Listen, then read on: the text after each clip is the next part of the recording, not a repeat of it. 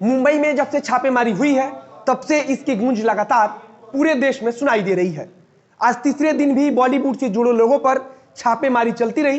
अब तक क्या कुछ हुआ और बॉलीवुड में इसको लेकर क्या चर्चा हो रही है उसके बारे में आगे बात करेंगे।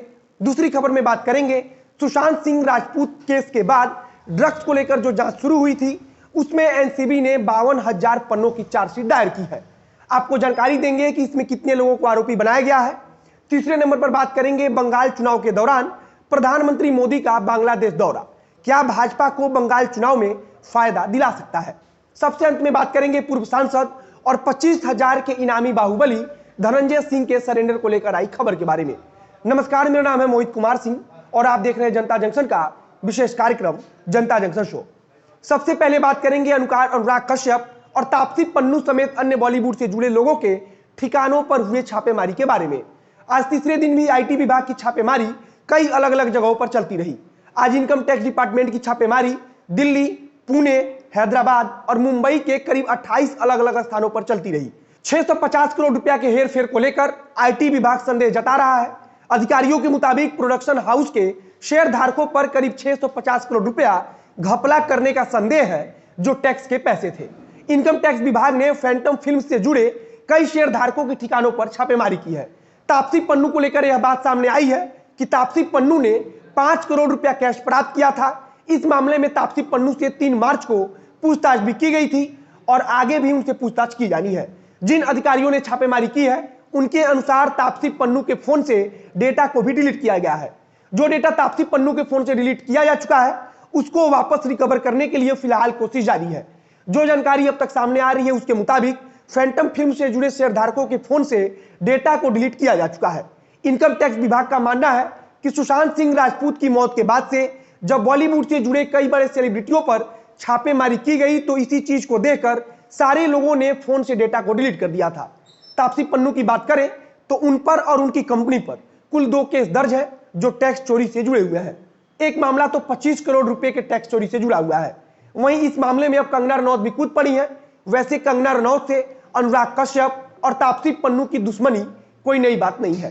कंगना रनौत अक्सर इन लोगों पर हमला बोलती रहती हैं। फिलहाल इस मामले को लेकर राजनीति भी खूब गर्माई हुई है। कुछ लोग इसे बदले की भावना से की गई कार्रवाई बता रहे हैं।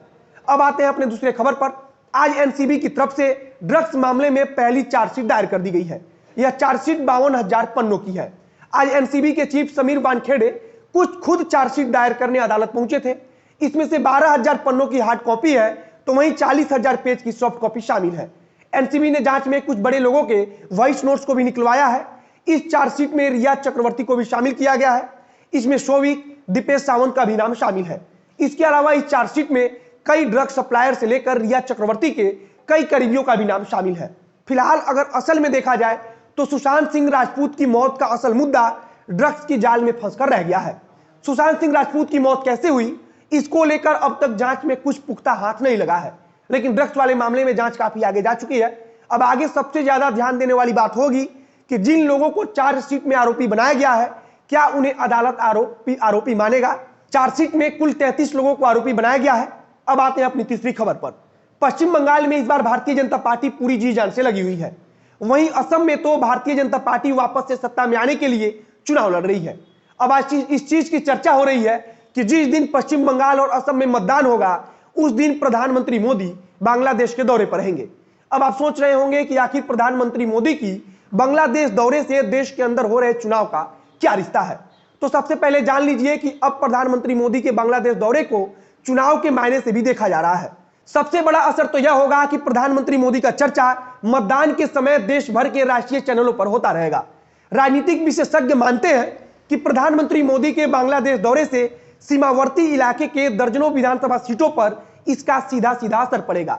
इसके अलावा सीमावर्ती इलाकों में कई ऐसे समुदायों की अच्छी खासी संख्या है जो आजादी के पहले बांग्लादेश में रहते थे और अब भारत में रहते हैं।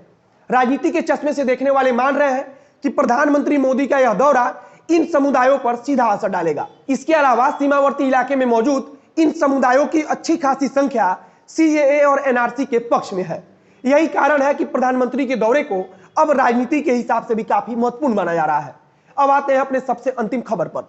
उत्तर प्रदेश और बिहार में अपराधियों का राजनीतिकरण होना कोई नई बात नहीं है।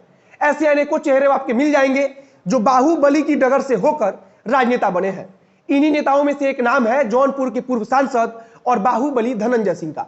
बाहुबली धनंजय सिंह के ऊपर लखनऊ पुलिस ने 25,000 रुपए का इनाम भी घोषित कर रखा है।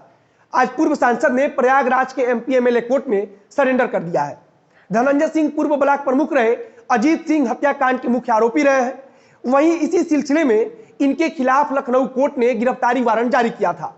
पिछले कुछ दिन से लखनऊ पुलिस लगातार उनकी गिरफ्तारी के लिए जगह जगह दबिश भी दे रही थी, लेकिन वे पुलिस से बचने में लगातार कामयाब हो रहे थे। धनंजय सिंह के बारे में आप इतना जान लीजिए कि करोड़ों रुपए की संपत्ति अपराध के बदौलत अर्जित करने का आरोप भी उनके ऊपर लगा है। और अब इस मामले में ईडी को एक पत्र भी लिखा गया है। माना जा रहा है कि अब उनकी गिरफ्तारी के बाद ईडी भी जांच शुरू कर सकती है। आज की जनता शो में बस इतना ही। वीडियो अच्छा लगा तो शेयर कीजिए, फेसबुक पर देख रहे हैं तो पेज को लाइक कीजिए, यूट्यूब पर देख रहे हैं तो चैनल को सब्सक्राइब कीजिए। मिलते हैं फिर बहुत जल्द अगली वीडियो में किसी नई कहानी के साथ। कैमरे के पीछे खड़े वरुण झा और मैं मोहित कुमार सिंह। धन्यवाद।